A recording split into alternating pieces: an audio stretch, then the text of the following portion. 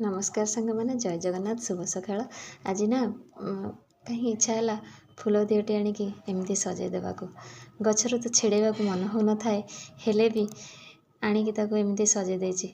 फूल को देखिले तो बहुत खुशी लगे, मन रे आनंद भरी दिए समस्त को। एटा मते नुहे फूल जमीती हसु थाए मु भी चाहे समस्ते एमती हसु थांतु। आ फूल मन रे ना आनंद आ खुशी भरी दिए। से खुशी जे कहले न सरे। आज ये फूलटी मो बगीचार फुटी फूलटी निह तो बहुत सारा फूल फुटी हेले गछर छिड़े को जमा भी मन को नथला।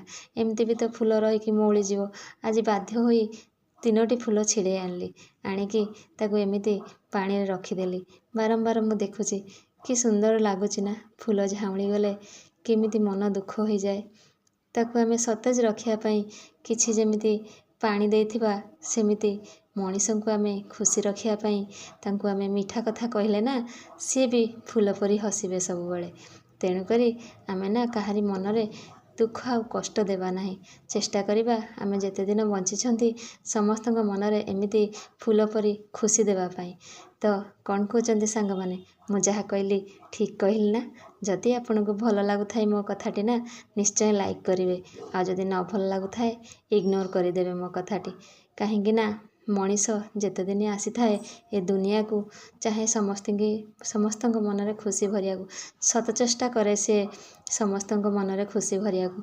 हेले किए सेटा को भलरे एक्सेप्ट करे किए सेटा को मंदरे एक्सेप्ट करे। आमे तो सेटा किसी समस्त मन रे खुशी आमे भरी परिबानी। तेणु करी निश्चित भाव समस्त मन रे फूलटी परी फुटिबा को चेष्टा करिबा ना। कौन कहते सांग माने रहुछि सांग माने जय जगन्नाथ नमस्कार।